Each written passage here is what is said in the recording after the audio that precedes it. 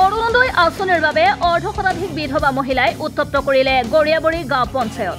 অৰুণোদয় আঁচনিৰ বাবে বাছনি কমিটিৰ সদস্যক ধন নিদিয়াৰ বাবে নাম কৰ্তনৰ ভাবুকি। মৰিগাঁও জিলাৰ মৰিয়াবাৰীৰ গৰিয়াবৰীত অৰুণোদয় 3.0ৰ নামত পোহৰলৈ আহিছে ভয়ংকৰ অনিয়ম। দৰিদ্ৰ বিধৱা আৰু দিব্যাংগ মহিলাই উৎকোচ নিদিয়াৰ বাবে নাম কৰ্তনৰ ভাবুকি বাছনি কমিটিৰ একাংশ লোকৰ।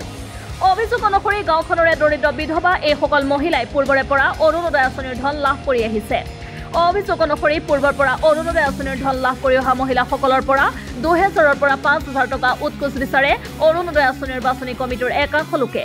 সেই ধন দিবলৈ অমান্তি হোৱাত আঁচনিৰ পৰা তেওঁলোকৰ নাম কাটি দিয়া হ'ব বুলি ভাবুকি প্ৰদান কৰে নুৰ মহম্মদ নামৰ বাছনি কমিটিৰ এজন সদস্যই। আমি 25 বছর আগে বিধবা হয়েছি, আমি লকডাউন থেকে পাইতেছি পয়সা, নুন মোহাম্মদ কইছে পেঁয়াজের লাগে 5000 না দিতে কাটি দিব, কাটি দিছে। নুর মোহাম্মদ কোন হয় এনে ঘর কোথা? সিলেকশন কমিটি কি হয়? মেম্বার হয়। এনে অফিসত তো একো নহয়, অফিসত তো একো নহয়, চাকরি নকৰে তো অফিসত, মেম্বার হয়। ঘর কোথার? আইসি যে আমরা অরুণোদয় আঁচনি, আমরা প্রেসিডেন্ট পার্টির সুলতানা, আমরা বিধবা বলে আর আমরা গরিব বলে আমরা দিছি, আর আমরা অরুণোদয় আঁচনি পাইতাছি। আর ওখান এই আঁচনি এই নুর মোহাম্মদে আমরা এই বাদ করছে।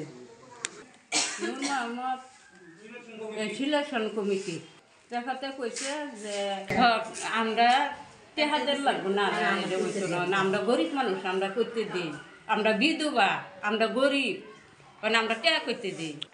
নুর মোহাম্মদকে পইচা বিচাৰিছিল কিমান টকা? 2000 টাকা।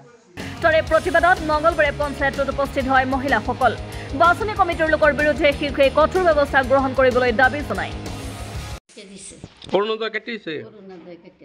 কোনে কাটিছে? এতিয়া আপুনি কি কৰিব? সংবাদ যি কৰে সেইটোৱে কৰিব আপুনি। অৰুণোদয় আগে আমি 3-4 বার পাইছি, পাইলে আমাদের তারা কাটিয়ে দিচ্ছে, বাদে আমি বহুত টাকা নষ্ট করছি। বাদে ভাড়া কইতেছে কালপা গেছি যে আমার অরুণোদয় ডাইনারা কিরছুন বা কয় এটা ওইতো না, টেহা লাগে, টেহা দেম, আমি কইতে দেম, আমি টেহা আমি খাইবার হয় না, টেহা দেম করতে।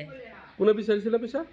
তার বাই বাদে ভাড়া আমি কইছি আমার নুর মোহাম্মদ।